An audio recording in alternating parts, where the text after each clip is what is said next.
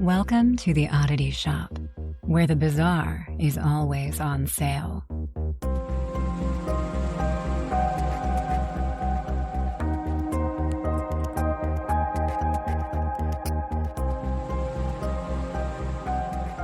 Welcome back, oddballs. Welcome to the Oddity Shop podcast. I'm your curator,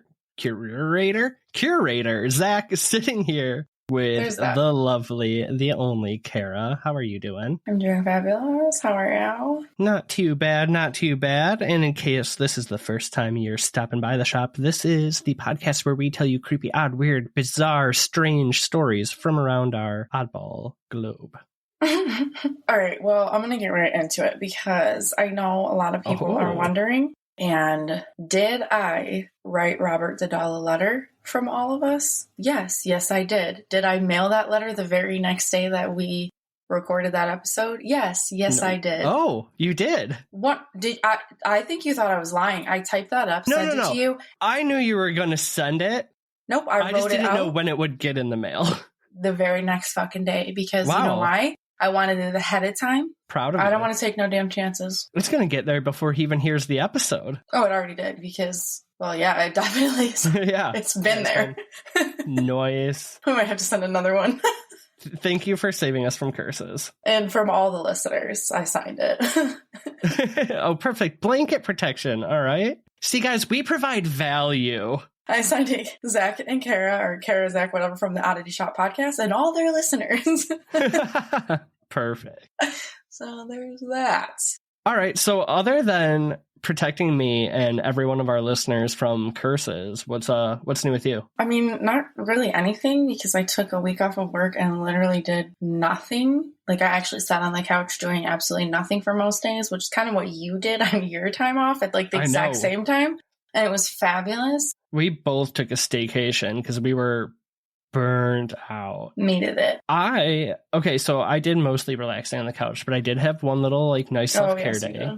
And I went and I got a tarot reading. I went to a couple metaphysical shops and spent way too much on rocks per usual. You got a tattoo? I got a tattoo. And then I went to a kava bar. What is that? It's like a earthy kind of tea. That's kind of what I thought. Okay. Yeah, it tastes like crap. In all honesty, it tastes horrible, but so with me doing the dry January, which I've already decided is going to get extended through February, although this episode's going to come out in March. So we'll report back and see how I did. Yeah. But it kind of makes you chatty. It kind of makes you really relaxed, but there's no like hangover there. It only lasts for like a little bit of time, but it's kind of a nice like drink replacement. And the bar is really cool. Like it seemed like it was really full of like just open-minded people. It's very light. It's very quiet. So I could hear everything. Like you just start chatting with people. So there's like different flavors or what? Like what did you like? The tea itself, or like it's just ground up root in the water, basically. It tastes like dirt. But they probably have different. You add dairy to it, like an oat milk or regular milk or whatever, and then you can add a flavor shot. So I did a strawberry cheesecake flavor. And you didn't like it? So it kind of masks the earthiness. Or just because you're like, it doesn't taste like strawberry cheesecake. You taste the strawberry cheesecake, but you taste like a bitter dirt underneath it. I think I would like this, but I don't want to do strawberry cheesecake. I'd rather lean into the dirt. So they have like some like chocolatier flavors and stuff. Okay. But I've done that, and it's like it almost, instead of leaning into the dirt, it doesn't cancel it out enough, where at least the strawberry cheesecake, the tangy of the fruit kind of goes with the bitter of... Okay, but see, I guess what I was thinking is more like, I would rather do like, I don't know, like, this is probably a bad example, but I love cucumber water because it kind of just tastes like grass, even though I don't want to eat grass. It just tastes like nature to me. So to me, I would want to lean more into that aspect versus like a sweet desserty thing. Gotcha. People are like, this is stupid. Why are we listening to this? I agree. Seriously. What the fuck? This is that was it. This is not supposed to be.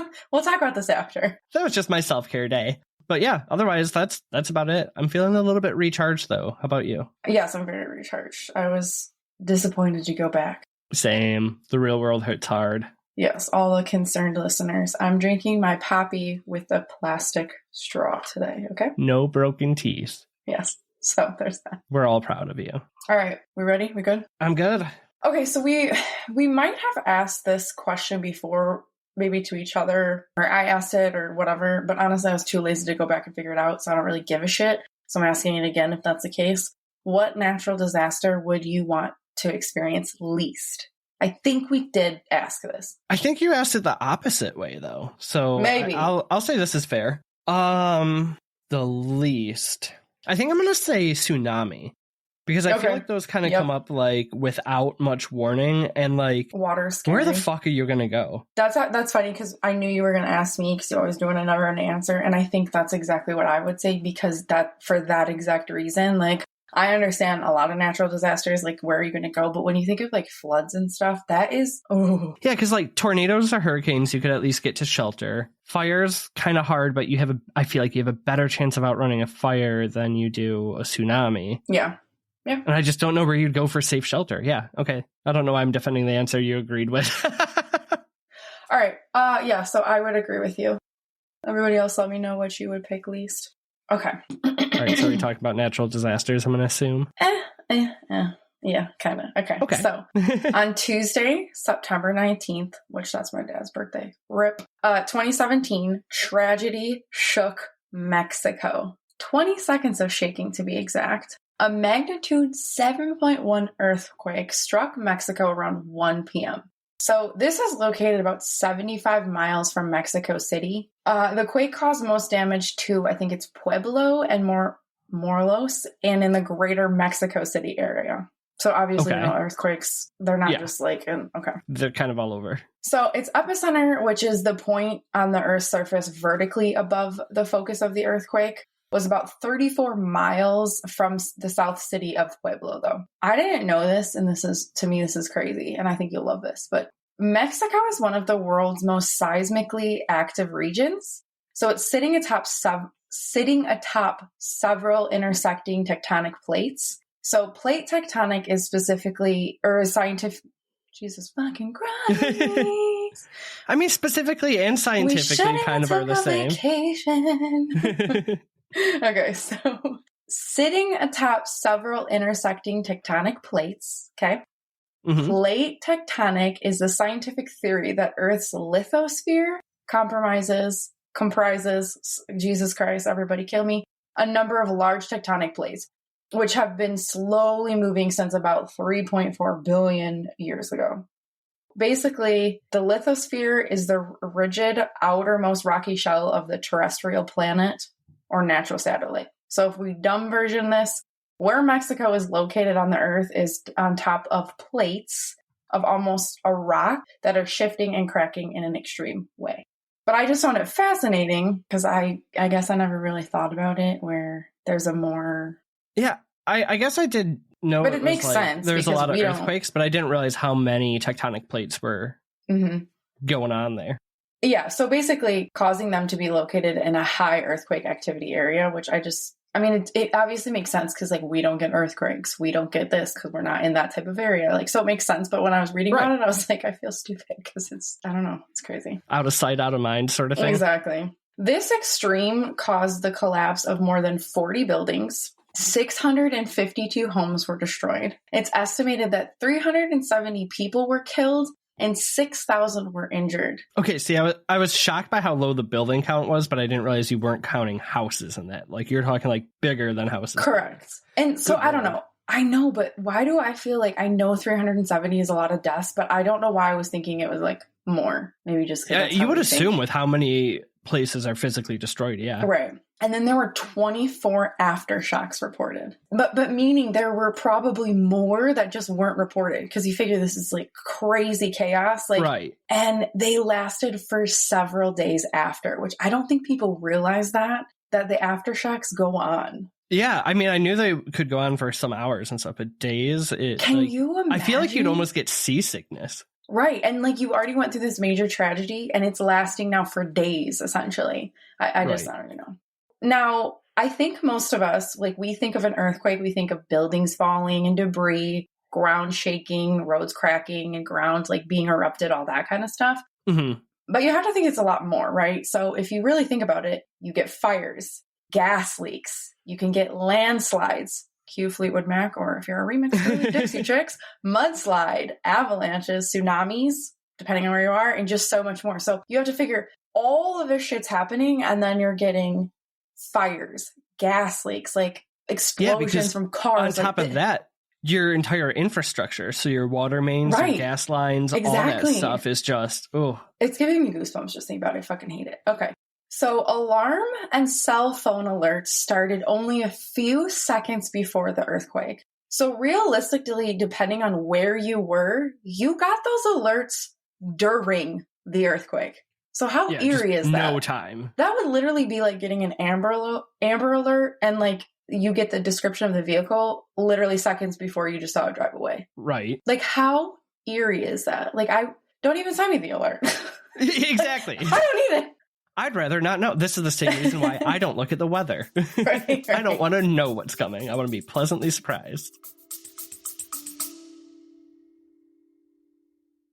What's up, oddballs? If you know us, then you know by now that we absolutely love cryptids. And we also have a serious problem when it comes to buying things, especially cute things, and now we found 16%nation.com. Whether you're into the mysterious allure of the Loch Ness Monster or the legendary Sasquatch, 16% Nation has a plushie for every cryptid lover out there. Named 16% Nation because only 16% of the population actually believes in Bigfoot, but they have tons of cool stuffed creatures such as the Sasquatch, the Mothman, the Fresno Nightcrawler, and so much more. Each one is crafted with an attention to detail and made from high-quality materials. So they're not just cute, they're conversation starters. Absolutely. Picture this. You're lounging on the couch, and what's that peeking out? Oh, just your very own Fresno Nightcrawler. It's the perfect blend of mysterious and adorable. And if stuffed animals aren't quite your thing, they have shirts, prints, jewelry, stickers, and so much more, so you also can show off your love for these bizarro creatures. Everything they have is so adorable and right up our alley, and we wanted to make sure that we shared it with y'all cryptid-loving listeners. So head on over to 16%nation.com. That's 16% nation.com. Their website will also be linked down in our show notes and on our website. And listen up, oddballs. Use the coupon code Oddity, ODDITY,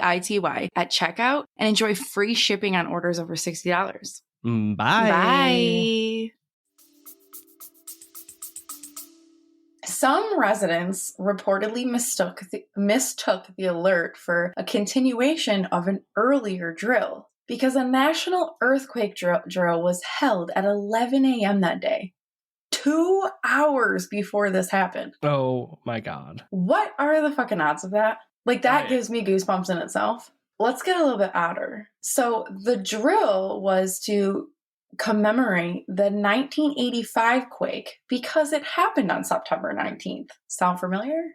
There's no way anybody took that alert seriously then. So on September 19th, 1985, an 8.1 magnitude earthquake killed 5,000 people, injured 30,000, and left 100,000 homeless. That's the worst case coincidence that you are commemorating all those people and all that loss that day. I think it was like 32 years after that same day, you have this drill, remember all these people that died, and then 2 hours later you have almost the exact same, a 7.1 earthquake. Yeah, that's insane. That's so wild. Ugh. What are the actual chances? In 2017, though, the international response to this tragedy was amazing. So this is all according to Wikipedia, and I just wanted to this is going to be kind of lengthy, but I'm going to try to go through it quickly. So according to Wikipedia, like I said, countries that came to Mexico's aid were Argentina, Canada, Chile, China, Colombia, Costa Rica, Ecuador, El Salvador, Germany, Honduras, Israel, Japan,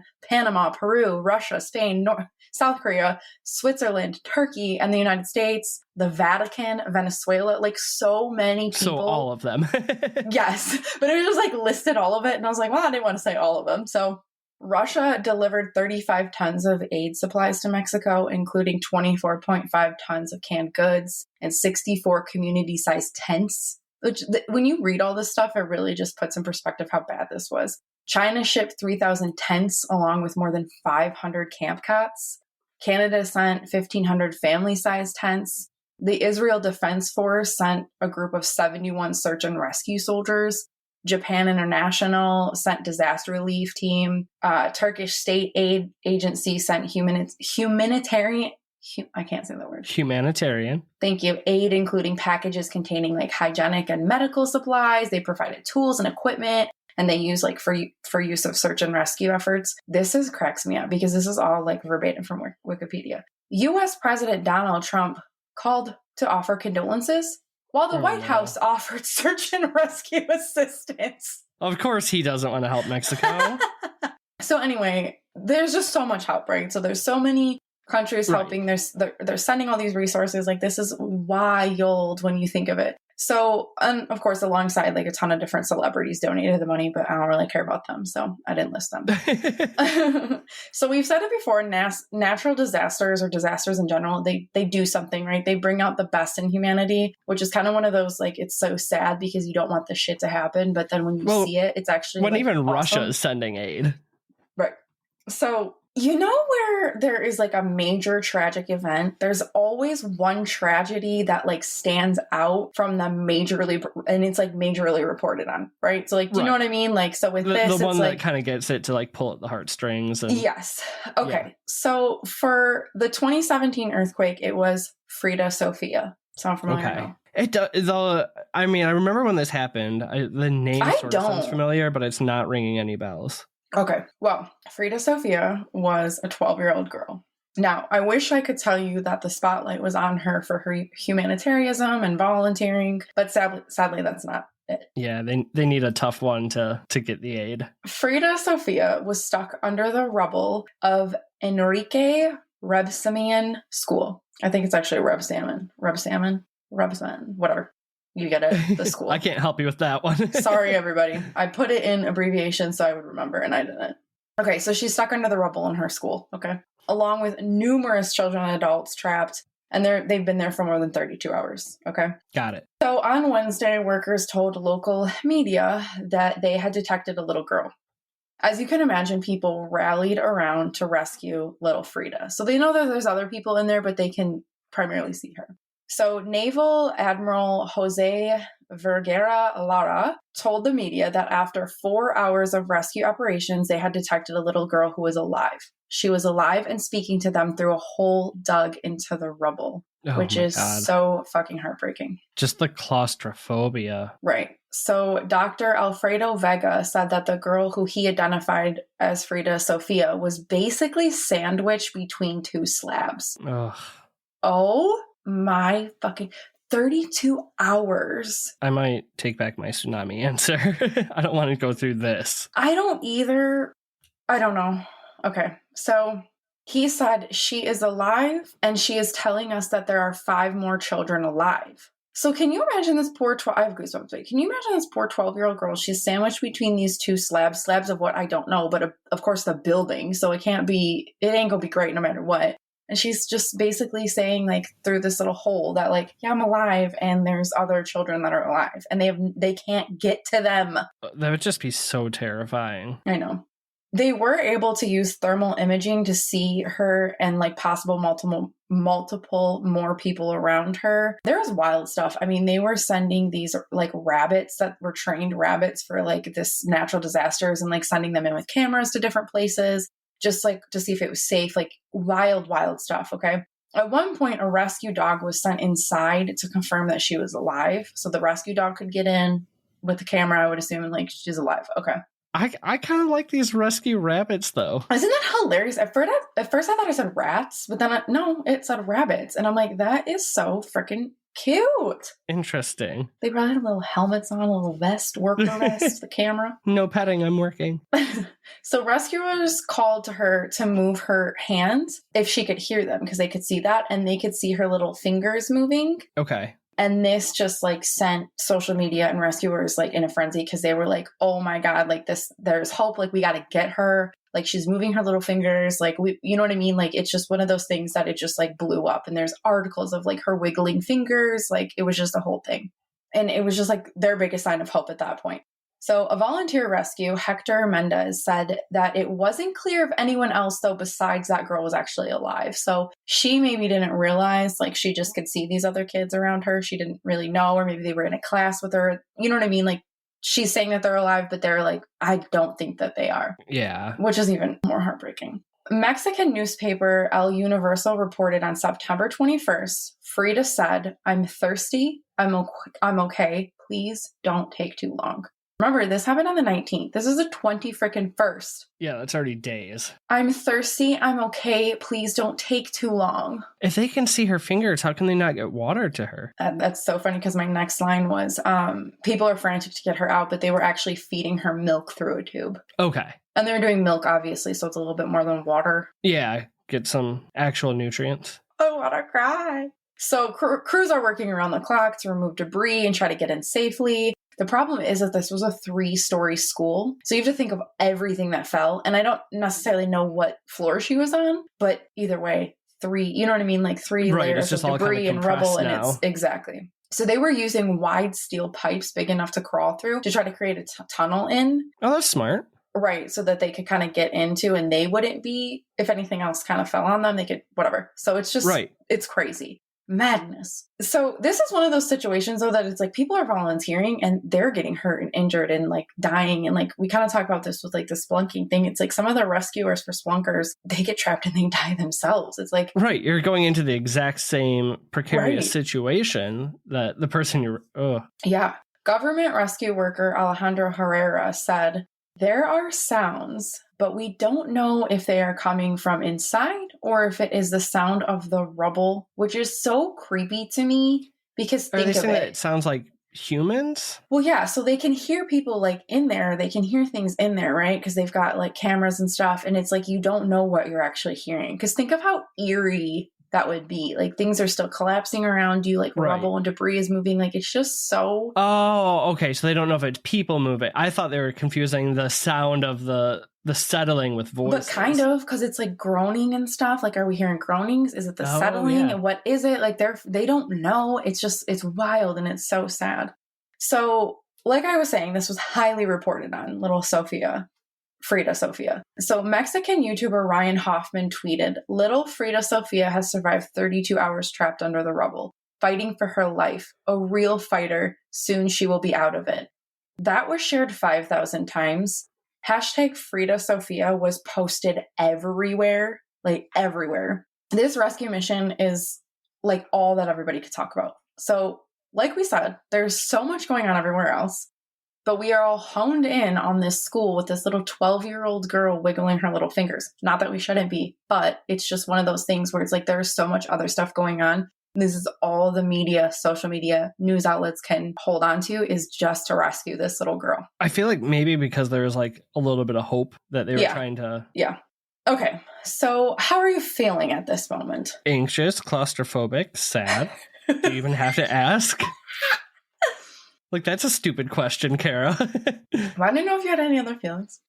Okay. I'm thrilled. So on Wednesday, there is said to be 2 or 3 bodies found. At the school? Mm-hmm. Okay. Like they get out. They're bodies. They're not alive. Yeah, no, I figured that when you said bodies. I just told you about all this media coverage and how big of a story this was, right? Yeah. No one came for Frida. What do you mean? No one came for her. Not all these rescuers? Well, how would you have all of this going on and no one came for her that actually knew her? No family, no friends, nobody that was like actually... Like anybody who wasn't just a rando? Correct. Is she not real? Well, or you could just say that her whole entire family died.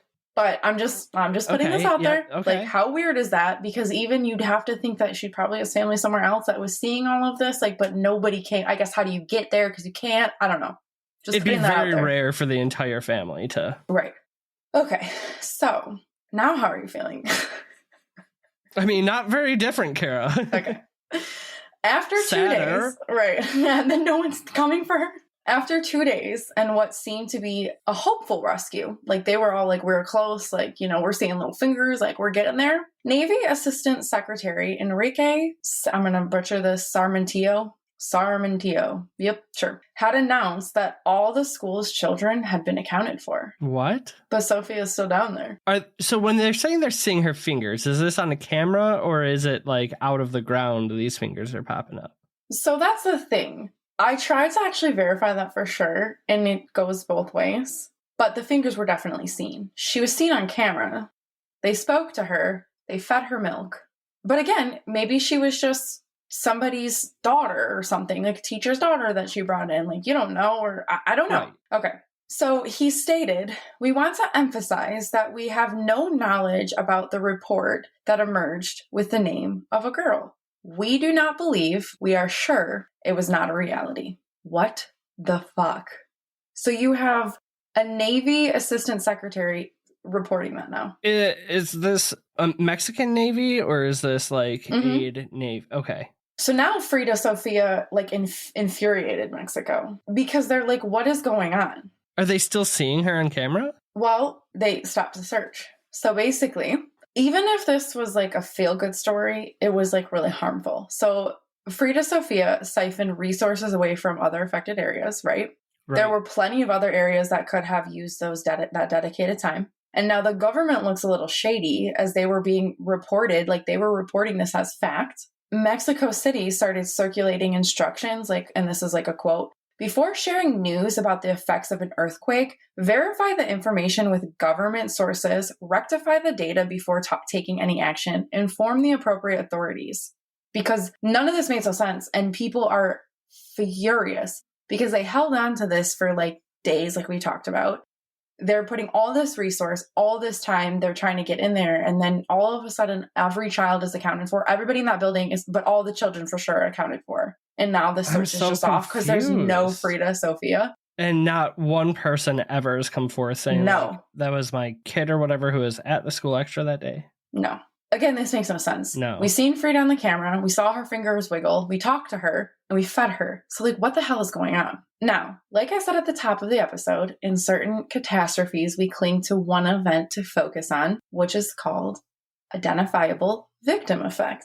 And the Identifiable Victim Effect describes the likelihood that we feel greater empathy and the urge to help in situations where tragedies are about a specific identifiable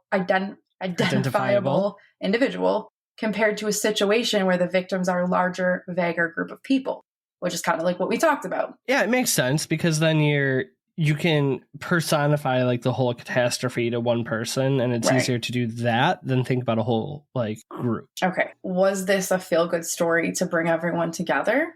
But like, how would the outcome be good? So like if somebody was just like, oh my God, let's try to like, I don't know why they would do this. I don't agree with that one because you could have found an actual struggling person. Right.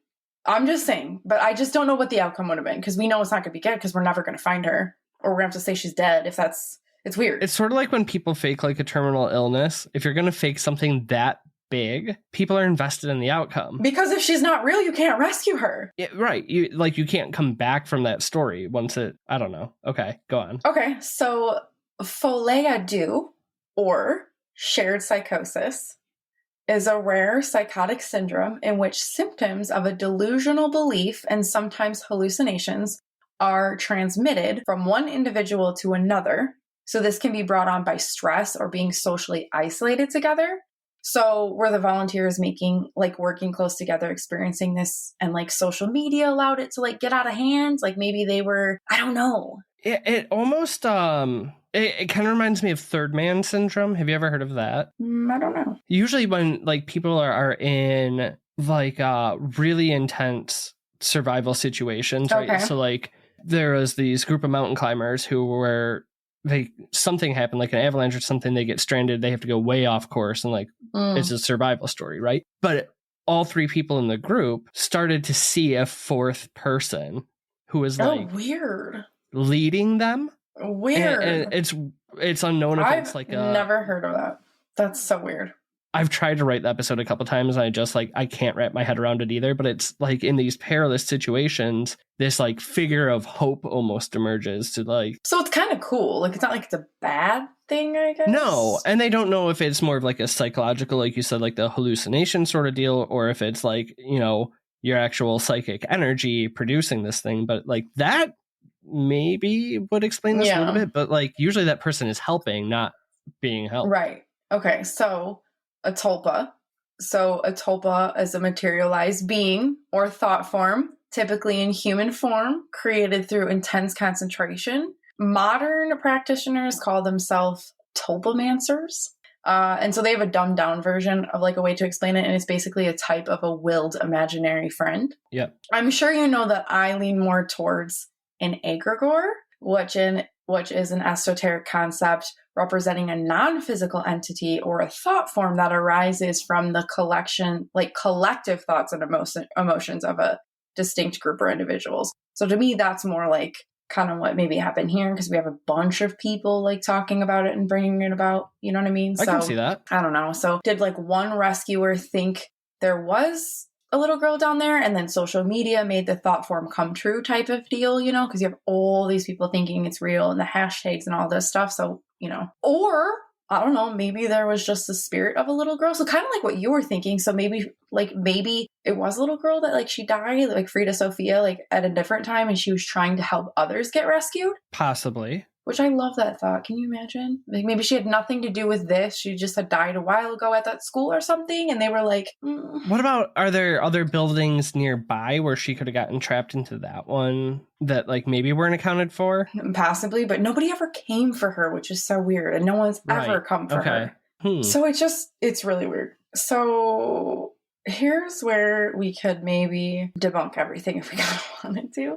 Okay. So I will tell you that there was a student named Sophia that was there. Okay. And the rescue dog's name was Frida. So did somehow somebody get this all fucked up? Right. And then once you get a couple other people involved, then it just... I could see that, but I feel like those are two also very common names in Mexico. Yeah, but I'm just saying, what are the chances that the rescue dog's name was Frida? Now, I will actually let me say this. This is one article that said that the dog's name is Frida. So let me actually just put that out there. I'm not holding that one too high, but I'm just letting you know. It's a possibility. So this really could just be a story of complete confusion and hysteria. Like we have so many thoughts of what it could be, and it could just be everybody's going wild, right? Mm-hmm. So Spanish newspaper El País attributed the case of the girl that wasn't to a lie or a collective psychosis, suggesting it mirrors the story of Monchito. Now, I'm sure you're wondering, who is Monchito? Who is Monchito? Remember way back when I told you about September 19th, 1985? Oh my God. That 8.1 magnitude earthquake, which is still such an odd coincidence. Well, Monchito was the ghost boy. Monchito was a 9-year-old boy said to be trapped under the rubble of his apartment that collapsed because of the 1985 earthquake. I have goosebumps right now. So the story is pretty close to Frida. Luis Ramon and his family were sleeping when the earthquake struck. Besides himself and his grandfather, the rest of the family escaped. And from what I can tell, it was his mother, father, and grandmother. So they all got out. Him and grandpa didn't make it. So Wednesday, almost a week after the earthquake, rescuers determined using knocks that there was someone alive in the apartment. They were knocking, they were getting knocks back. So they were like, oh my God, somebody's under there. They determined it was a child named Monchito, which was Luis's nickname, like because he signaled with a knock. Yes. Is your name Monchito? Okay. Yes. Okay. Like with Frida, they make tunnels to try to get to the boy. But by Friday, they still had no contact, but we're still getting responses. So again, this is like a week later, like a long time has gone by. Like this is even longer. We're getting these responses, which is just, it's so weird. Jose Negrete emerged from the building Friday to say that voice contact with Luis Ramon had been made. So he was a volunteer. And he's saying there was voice contact. Oh, so now it's past the knocks they're actually hearing. Correct. So multiple efforts, volunteers, equipment have been bringing in. So again, like Sophia, to reach the boy. Just like Sophia, the rescue attempts were aggressive and widely publicized. But after 17 days, they stopped because there was no possibility of anyone being alive under there. And he was never found. So that's what I was going to ask too about. I keep forgetting if her first name is Frida or Sophia. Frida. Obviously, they still had to clean up everything once the dust settled. They never found a body. Okay. So in the same way as Frida, Hope turned it. It was thought that there was like Hope just turned. They were like, nope, absolutely not. And then they were thinking he was never alive because one of the architecture or whatever that was like helping with this building was like, there's no fucking way that this whole entire apartment or building collapsing, anybody could have survived even a day, let alone 17. Yeah, there's no way you're living 17. So what point did the voices and the knocks stop? So that's the thing. They never really said that they stopped. They were just like, there's no way that we can continue this because it's been 17 days. There's no way he's actually alive, and we can't keep putting resources into this. And he was never found. So according to the Spanish newspaper, that same one I talked about earlier, a psychologist deemed the incident a product of collective psychosis, which is the same thing as like the shared psychosis. Mm-hmm. It's just so bizarre. So A.J. Willingham put it perfectly in her CNN article. Crisis and chaos can often scatter reason and push us back to our more basic functions. And emotion, it seems, is the ultimate override. So now we can discuss. Yeah, no, that makes total sense. What I'm starting to think is like, there's a section, what is it called? The fusiform face gyrus, right? The section of your brain that is one, it helps you recognize people's faces that you've met before, but it's always looking for patterns. It's the portion of why when you you can see a face on the front of the car, or you can see things in the clouds, right? Is it something like that? Is it a brain function where you're so focused on all this rubble to find a human that you start to see it? A human? Maybe the wiggling of the fingers, maybe there was some movement in the ground and they thought they were close to her hand. And, it's just your hope takes over your reasoning. I don't know. Here's what I think. Like the choice of words, especially in the 2017 one that they use, like not a reality. And like Mexico, and I feel like that culture is very spiritual and just like all that kind of stuff. And I don't know. It's just like the way that they worded these types of things. Like it's not a reality. It just kind of tells me everything I need to know. Like, I think they're maybe a ghost. I don't know. I mean, I could definitely see that, right? You're going to have more spirits in the area than were just there at that time. So maybe if you're feeding it and giving it your energy, like it's like, all right, give me the milk and the resources. I'm finally getting some attention here. The biggest difference is Monchito was an actual boy. Like his family was thinking he was alive this entire time, right? Where Frida, nobody came for her. His family just never found him. Correct, because remember him and the grandpa. But the thing is that they don't ever think he was alive. But then they're like, well, then who was knocking and tapping and like rapping on the walls and shit in response to our questions? But it's the same thing like Sophia. Like, okay, like you just said, yeah, maybe we probably did see stuff. Because even when you look in the dark woods, and you're staring and you're staring and you're staring, you start to see things. Okay, right? Because your brain does that weird shit. But it's like, okay, so, but we heard her. We fed her. What? Yeah, it makes zero sense. And it's like these knocks are in response to these questions that we're asking. They're not just like random knocks. And then that one man said he got verbal confirmation. So what did the government say about it? Were they just kind of on the... It's not reality. Okay. That was a government official that said it is not reality. So strange. Isn't that weird? So I think it's some sort, I don't know. I just think it's that culture over there. I just think it's fantastic for that type of stuff. Yeah, no, I could definitely see that. I mean, there could be so many other things, like, with Frida Sophia, with it being such a publicized thing, like really publicized because there was internet at that time, social media. It really could just be like an egregore that just got a little bit confused. Somebody thought they heard Frida Sophia. It went way bigger than it needed to be, and maybe they couldn't back out of it. I don't know. See, and that's where I was totally on, my skeptic brain. I was totally on the skepticism part once you started to lead me to the fact that she wasn't actually physically there, is that mass hysteria. Because I can see that with, like I said, you think it's fingers moving the rubble or whatnot. But it's the synchronicity or the coincidence when you start to look at it was the same day 30 years prior and then a similar situation. That adds a whole nother level of just like... Okay, but wait. Oh, God damn it. On September 19th, 2022, there was another major earthquake. Shut up. So Mexico now thinks of this as a cursed day. And with 3 earthquakes and 2 ghost children, I'd say so. Okay, I was waiting for the third ghost child. I really wanted there to be one, but there wasn't. I really wanted there to be There one. wasn't that caught everyone's attention. This is true. There probably was. But, so September 19th... The Mexican government's like, we're not going down that again. Cut that story. Until we have a body, don't run it. So September 19th, don't be in Mexico. No, I think I'm good. I'll stay here in obviously. Michigan where we don't have fault lines. Isn't that wild though? I still don't really know. I think they're just little ghost children. I wonder if it's Well, I definitely think Frida Sophia is a little ghost child. And I think she was trying to help people get out. Like those 5 children, they're alive. Maybe they were alive at that time. She was trying to... Yeah, like help and lead them to it. Because you're right, Yeah. it is, especially like the Mayan culture, right, was very spiritual and very much of the earth too. So you have to think some of that remains, especially into Mexican culture and, the Day of the Dead and the lost ancestors. That's what I'm saying. They always come back. Absolutely, that's what I'm saying. So I think for sure. And you're in the period of the year where the veil is thinner at that time. But it's just a very strange...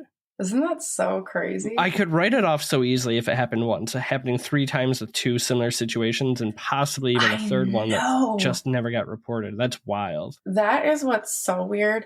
And I do have to shout out, it was like a reel that caught my attention. And I think it's called Our Creep Time or Creep Time. And it's this guy that just does little bits of creepy stuff.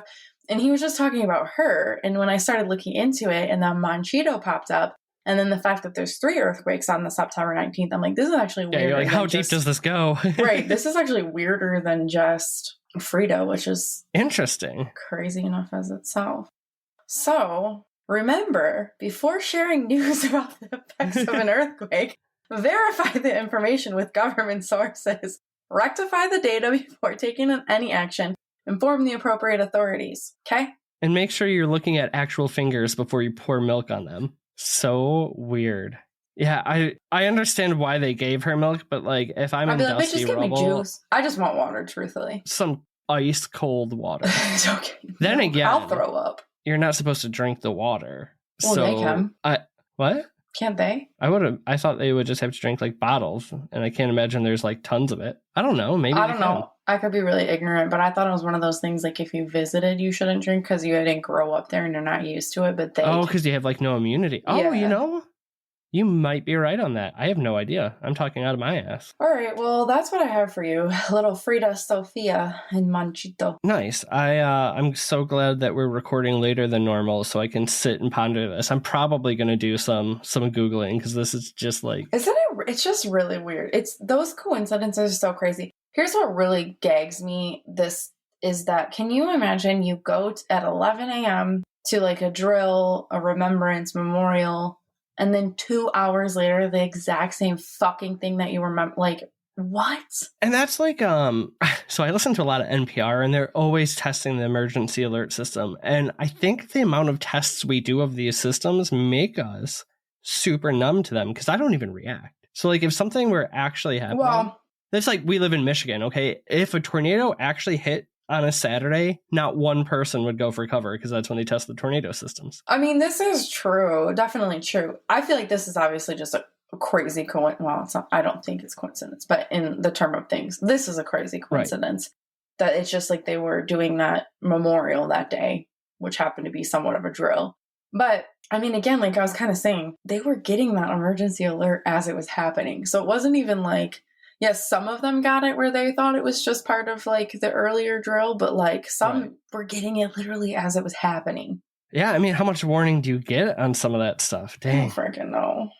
Wow, wild. Okay, well, you've left me with more questions than answers, but I think that's what we're here for, so you accomplished. So really, that's all we have for you. I'm trying to think of something to wrap it up with, but I'm just so stuck on what it could be. Isn't it weird? It's a weird one. It is one of those ones where you're just like, this is strange. If y'all have theories, if y'all have run into ghost kids, write it in. Let us know your thoughts. I know Kara's not gonna like. Unless if you want to make, here we go. Maybe this will work. If you want to make Kara uncomfortable, write in about ghost kids. She loves them. That will work. We'll kind of get an influx of stories about this. Okay, well, that's really all I have for you. It's so late here. I'm very tired. Nice job, though. You did great. Thank you. We love you, appreciate you. If you love us and appreciate us, leave us a review. We would tell a friend. Appreciate and love you back if you did that. Tell 3 friends, tell your mom. Your mom would love this podcast. Your mom. We're so mom friendly. She is waiting. We're our mom. To listen to this one. We're our mom friendly. Everybody else's moms, I don't know, but our moms. Right. Like... Our moms love it. Mom approved. Okay. Anyway, I'm done. do all the things that we usually ask of you. Again, we love and appreciate you, but most importantly, creep it real, oddballs. Goodbye. Bye.